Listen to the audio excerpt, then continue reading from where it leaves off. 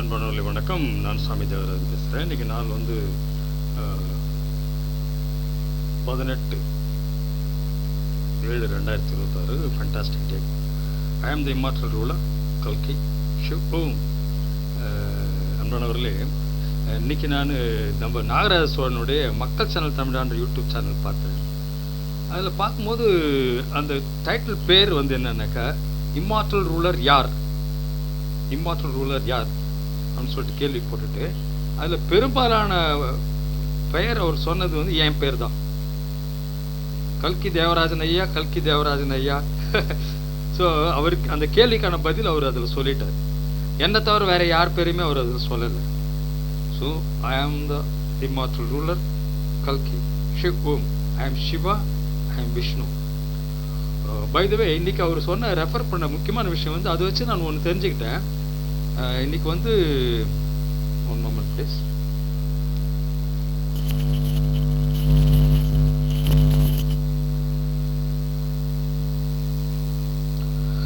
இன்னைக்கு வந்து ஓம் சிவன் பாதம் அப்படின்ற யூடியூப் சேனல்ல நடத்துகிற ஒரு போலி சாமியார், அவன் பேர் வந்து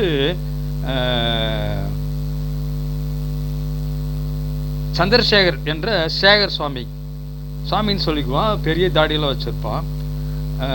அப்போது அவன் வந்து என்னை பற்றி ஏதோ பேசியிருக்கிறான் போல இருக்குது. ஸோ அதை பற்றி அடிக்கடி ரெஃபர் பண்ணதால் சரி அது என்னன்னு தேடி கண்டுபிடிக்கணும்னு சொல்லிட்டு அந்த சேனலில் தேடுற என்னால் கண்டே பிடிக்க முடியல. ஏன்னா தமிழில் இருக்குது, ஓம் சிவன் பாதம்னு தமிழில் இருக்காது. வேற நான் இங்கிலீஷில் போட்டு தேட கண்டுபிடிக்க முடியல. ஆனால் எப்படியோ கண்டுபிடிச்சி அந்த சேனல் பார்த்துட்டேன். அந்த சேனலை பார்த்துட்ட பிறகு அப்போது அதுக்கு நான் பதில் சொல்ல வேண்டிய கடமை இருக்குது இல்லையா. என்னை கிரிட்டிசைஸ் பண்ணி நிறைய பேசியிருக்கிறான். ஏதோ நான் இம்மார்டல் ரூலர் இல்லைன்னு, நான் கல்கி இல்லைன்னு சொல்லிட்டு, I am the immortal ruler, I am கல்கி. அதில் சந்தேகமே வேணாம் உங்களுக்கு. இந்த நெத்தியில் சூழல் ரேகை பார்த்தீங்கன்னா சூழல் ரேகை இருப்பாரு. இந்த ரேகை என்னை தவிர இம்மார்டல் ரூலர்னு சொல்கிற யாருக்குமே இருக்காது. கண் வடிவம் இருக்கும் பாருங்கள், இது சிவனுடைய 3வது கண், என்னுடைய கண். இந்த கண் பார்த்தீங்கன்னாக்கா எல்லாமே படங்கள்லாம் வந்து பார்த்தீங்கன்னாக்கா செங்குத்தாக இருக்கிற மாதிரி வரைஞ்சிருப்பாங்க. அது கிடையாது, அது பேரலாக தான் இருக்கும் அந்த கண்ணும். மீதி 2 கண்ணுக்கு பேரலாக தான் அந்த கண்ணும் இருக்கும். இது எந்த ரகசியம் எனக்கு மட்டும்தான் தெரியும். ஏன்னா ஐ எம் சிவா, என் கண் எப்படி இருக்குன்னு எனக்கு மட்டும்தான் தெரியும். மனிதர்கள் அவங்க கற்பனைக்கு ஏற்ற மாதிரி போடுறாங்க. So I am Siva. So அதனால் இது கற்பனைக்கு அவனுடைய கேள்விக்கு பதில் சொல்லணும் இல்லையா. அதனால் தேடி தேடி கண்டுபிடிச்சிட்டேன். 17 மினிட்ஸ் பேசியிருக்கிறான். 17 மினிட்ஸ் கூட இல்லை, ஜஸ்ட் 7 மினிட்ஸ் பேசியிருக்கிறான்.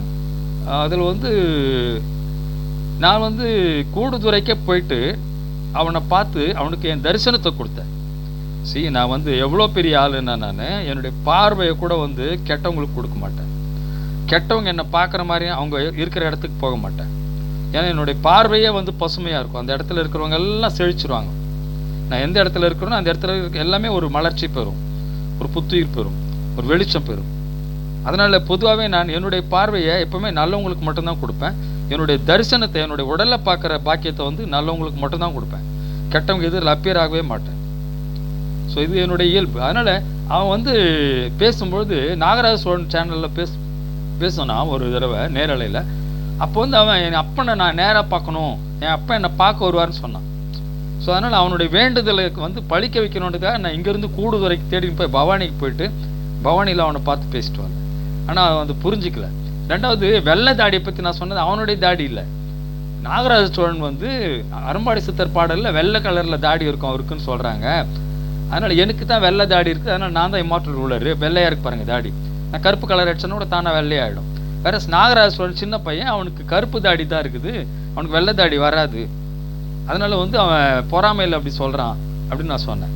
அதை வந்து இந்த ஆள் தப்பாக புரிஞ்சுன்னு இவர் தாடி வச்சு இவர் வந்து நான் போட்டியாக நினைக்கிறேன்னு நினச்சிட்டான். இது அப்படி கிடையாது. அதனால் நான் நாகராஜ சோழன் வந்து சின்ன பையன். இப்போ இன்றைக்கி கூட ஒருத்தர் கேள்வி கேட்டாங்க, என்ன வயசு இருக்கு அவருன்னு கேட்டாக்கா, அவருக்கு 35லேருந்து 45 அப்படின்னு சொன்னான், தன்னை பொருத்திக்கிறதுக்காக. அது உண்மை கிடையாது. அரும்பாடி சித்தருடைய பாடல்கள் வந்து வெளியிடப்பட்டது இப்போ 2020க்கு பிறகு தான். 2022லேருந்து 2025 வரைக்கும் வந்தது.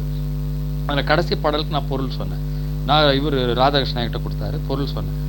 அதுக்கப்புறம் இப்போ பாடல் வந்திருக்கிறதா சொல்கிறாரு. அது உண்மையாக பொய்யான்னு தெரியல. சிவா ஸ்டிக்கர்ஸ் கிட்ட கொடுத்து அதை பப்ளிஷ் பண்ணணும்னு சொன்னார். இன்னும் பப்ளிஷ் பண்ணலை. நான் பார்த்துன்னு இருக்கேன், எதிர்பார்த்துன்னு இருக்கேன். அப்போது நாகராஜ சோழன் வந்து தன்னை வெளிப்படுத்திக்கிறது, அண்ணன் வந்து இம்மார்டலராக பொருத்திக்கிறதுக்காக அவன் போய் சொல்கிறான். அவனுக்கு வந்து 60 வயசும் கிடையாது. அதில் வந்து அந்த பாடலில் 2024 வெளிவந்த பாடலில் இப்போ வயசு அவருக்கு வயசு 60ன்னு சொல்லிட்டு வரும். அப்போ 60 வயசு எனக்கு மட்டும்தான். வேறு அதே நேரத்தில் ராதாகிருஷ்ணனும் வந்து தனக்கு 60 வயசும் சொல்லியிருந்திருக்காரு. அவரும் ஜஸ்ட் February மாதம் 23ஆம் பிறந்ததாக சொல்லியிருந்தார். இதுக்கு முன்னாடி ஒரு வீடியோவில் வந்து நான் அவரை கிரிட்டிசைஸ் பண்ணி போட்டிருந்தேன். இந்த மாதிரி ராதாகிருஷ்ணன் வந்து பொய் சொல்கிறாரு. ஏன்னா 64 நான் பிறந்தேன், செப்டம்பரில் பிறந்தேன், நான் செப்டம்பர் 19. அப்போ எனக்கு வந்து ரிஷபராசியில் வந்து குரு இருக்கும். குரு வந்து வழக்கமாக ஒரு வருஷத்துக்கு ஒரு கட்டம் தான் பெயரும்.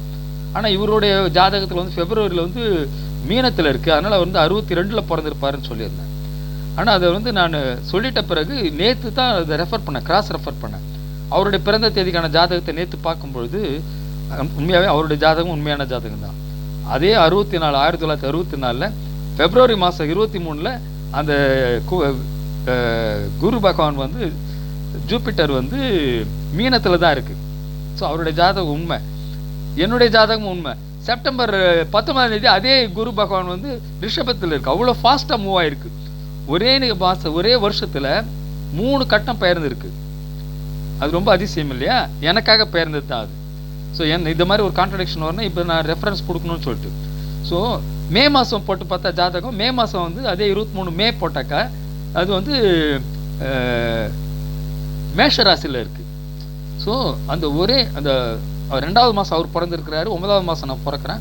அதுக்குள்ளே ஜூபிட்டர் வந்து குரு பகவான் வந்து மீனத்திலிருந்து மேஷத்துக்கு வந்து மேஷத்துலேருந்து ரிஷபத்துக்கு வந்து என்னுடைய லக்னத்துக்கு 6வது இடத்துல நிற்குது. லக்னத்துக்கு 6வது இடத்துல வந்து குரு நின்னாக்கா, லக்னத்துக்கு 6வது இடத்துல குரு நின்னாக்கா அவங்களுக்கு எதிராக யார் நின்னாலும் அவங்க ஜெயிக்க முடியாது, அவங்க தோற்றுருவாங்க. இதுதான் ஜாதகத்தினுடைய மிக முக்கியமான ஒரு சூட்சமம். ஸோ எனக்கு வந்து எதிரியே இருக்கக்கூடாது, என்னை எதிர்த்தவன் தோக்கணுன்றதுக்காக குரு பகவான் அவ்வளோ வேகமாக மேஷத்தையும் தாண்டி மீனத்தில் இருந்தவர், ராதாகிருஷ்ணன் பிறக்கிறப்ப மீனத்தில் இருந்தவர், Februaryயில் மீனத்தில் இருந்த குரு பகவான் மேஷத்தை தாண்டி ரிஷபத்துக்கு வந்து நிற்கிறார். இது வந்து பிரபஞ்சத்தினுடைய கான்ஸ்டலேஷனே மாற்றக்கூடிய சக்தி எனக்கு உண்டுன்றது, பிறக்கும்பொழுதே உண்டுன்றதுக்கு அதுக்கு ஒரு உதாரணம். இது இப்போ நேற்று கூட ஒரு தம்பி சந்தோஷ் சிவன் சொல்லிட்டு ஒரு தம்பி, சந்தோஷ் கல்கின்னு சொல்லிட்டு ஒரு தம்பி இருக்கிறப்பல அவர் நேற்று ஒரு கமெண்ட் போட்டிருந்தார், எனக்கு மெசேஜ் போட்டிருந்தார்.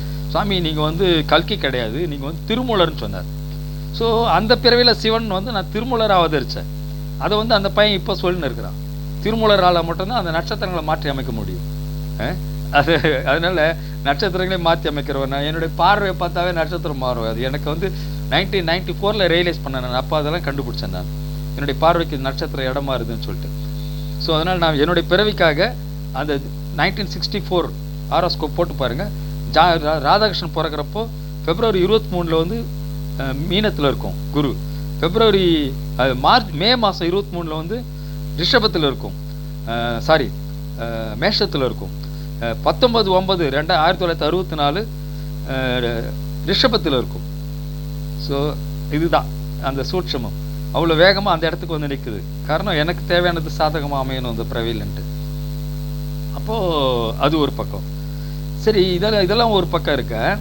இன்னைக்கு வந்து அவன் கான்ட்ரடிக்ட் பண்ணது என்னன்னாக்கா, இவர் வந்து கல்கின்னு சொல்லிக்கிறாரு.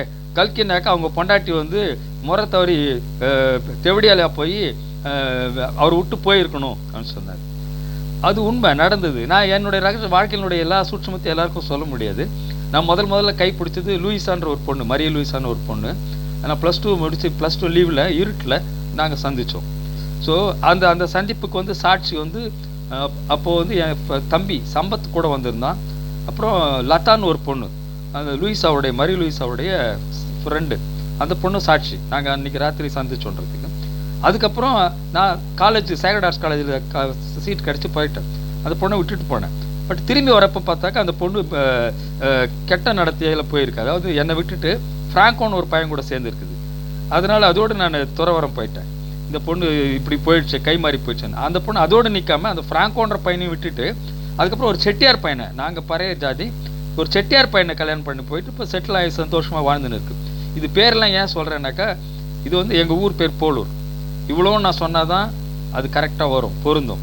அந்த பையனுடைய ப்ரொஃபஷன் வந்து இப்போது அவங்க புருஷன் ப்ரொஃபஷன் வந்து is a pharmacist in Polur. Okay, இது அந்த பொண்ணை கூப்பிட்டு விசாரித்தா சொல்லுவாங்க முதல்ல யார் கையை பிடிச்சான்னு சொல்லிட்டு. என் கையை தான் முதல்ல பிடிச்சது, நான் அவன் கையை தான் பிடிச்சது. ஸோ அந்த பொண்ணு அப்புறம் தடம் மாறி போய் இப்போ கடைசியாக ஒரு செட்டியார் பையனை கட்டின்னு இருக்கு. இது ஃபேக்ட். அதனால் நான் துறவு போனேன் ஆக்சுவலாக.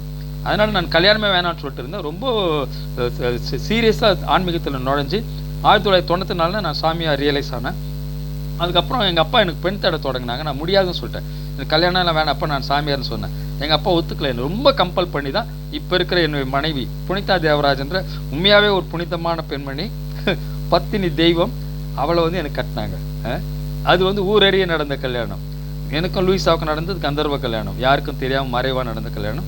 அதுக்கும் 2 சாட்சி இருக்குது. சம்பத்துன்னு என் தம்பி, அவன் இன்னும் உயிரோடு இருக்கிறான். லதான்னு ஒரு பொண்ணு, லூயிஸாவோட ஃப்ரெண்டு, அது உயிரோடு இருக்குது. ஸோ லூயிஸாவை நான் லவ் பண்ணது அங்கே இருந்து எங்கள் ஊரில் இருந்து எல்லாருக்குமே தெரியும். என் தாய்மாமன் என்கிட்ட வந்து கேட்டார், உனக்கு விருப்பமாக இருந்தால் சொல்லு, அந்த பொண்ணு உனக்கு கட்டி வைக்கிறேன்னு சொல்லிட்டு. அந்த அளவுக்கு கூட நாங்கள் நெருக்கமானோம். அந்த பொண்ணு குணம் சரியில்லை, நடத்த சரியில்லைன்றதால அந்த பொண்ணை விட்டேன். ஓகேவா? ரெஃபரன்ஸ் கொடுத்துட்டுனா டியர் அவன் பேர் சந்திரசேகர் என்ற சேகர் சாமி வந்து ஒரு போலி. அவன் சம்சாரின்னு நான் சொன்னேன். அவன் என்னை வந்து ஒரு நடத்து கெட்டவளோடு குடும்பம் நடத்துன்னு சொன்னான். அது கிடையாது. நான் மிக சுத்தமான நடத்தியுள்ள ஒரு என் மனைவியோடு வாழ்ந்துன்னு இருக்கேன். பட் நான் முதல்ல தொட்ட பெண் நடத்தை கெட்டவள். அதனால ஐ ஆம் த இம்மார்டல் ரூலர், ஐ ஆம் கல்கி. வேற இவன் வந்து இவனை நான் சம்சாரின்னு தான் சொன்னேன், கெட்ட நடத்த உள்ளவன்னு சொல்லலை. ஆனால் எதுக்கு சொன்னேன்னாக்கா, டெய்லி அவன் நைட்டை வந்து அவங்க வீட்டுக்கு போயிடுறான் தூங்குறதுக்கு, கோயில்லையோ மடத்துலையோ தூங்கலை. அவன் போடுற வேஷம் மட்டும்தான் சாமியார் வேஷம், கையெல்லாம் ருத்ராட்சி போட்டுன்னு இருப்பான். ஆனால் ராத்திரியில் அதெல்லாம் கட்டிட்டு தூங்குவான். ஏன்னா அவன் கட்டாயமாக பொண்டாட்டி கூட தூங்குறவனா தான் இருப்பான், இல்லைன்னா யார் கூடனா தூங்குவான், அப்பேற்பட்டவனா இருப்பான். ஏன்னா அவன் வேஷம் தான் தாடி, நீட்டு தாடி. நான் தாடி வந்து ட்ரிம் பண்ணுறேன், பட் ஐ ஆம் சிவா. அவன் நீட்டு தாடி வச்சிருக்கிறது அவ்வளோ வேஷம், பொய், போலி. அவன் ராத்திரி ஆனால் வீட்டுக்கு போய் தூங்குறான். அப்போ அவனை எப்படி அவன் சாமியார்னு சொல்லி நாங்கள் சுற்றினுங்கிறான். அது கையெல்லாம் ருத்ராட்சி போட்டுன்னு, கழுத்தெல்லாம் ருத்ராட்சி போட்டுன்னு, நீட்டு தாடி வச்சுன்னு ஏமாத்தின்னுங்கிறான். மத்தியானம் சோத்துக்கு அங்கே வந்து உட்காருவான். கையேந்தாதையா, காசு வாங்காதையா, சோறு வேணா வாங்கிக்கியான்னு சொன்னேன் நான். அதையும் தப்பாக திருச்சி சொல்கிறான். சோறு வாங்கி சாப்பிடு, தப்பு இல்லை. பிச்சாண்டவர் வந்து பிச்சாடனர், நான் பிச்சாடனராக இருந்தப்போ பிச்சை வாங்கி சாப்பிட்ருக்குறேன். அது எப்படின்னா தட்டில் சோறு மட்டும்தான் வாங்கி சாப்பிடுவேன், மற்றபடி காசு வாங்க மாட்டேன். காசு இருந்தாக்கா சன்னியாசி, சுத்த சன்னியாசிங்களுக்கு தூக்கமே வராது. ஷிரடி சாய்பாபா ஒரு நாள் தூக்கம் இல்லாமல் புரண்டு படுத்தாராம். அப்புறம் என்னன்னு பார்த்தா அவர் தலையணு கீழே வந்து காசு வச்சுருந்தாங்க, ரூபா வச்சுருந்தாங்களாம். அப்புறம் அவர் எடுத்து அவங்க சிறுஷியர்கிட்ட கொடுத்தாங்க, என் தலையணையில் கீழே ரூபா வைக்காதீங்க, ரூபாய்க்கு எனக்கு சம்மந்தமே இல்லைன்னு சொன்னாராம். அப்பேற்பட்டவங்க தான் உண்மையான சன்னியாசிங்க. அதனால் நான் இன்னும் அந்த நிலைக்கு போகல. நான் இன்னும் அது மட்டும் இல்லாமல் I am Siva, I am ஒரு இம்மார்டல் ரூலர். நான் அதிகாரத்துக்கு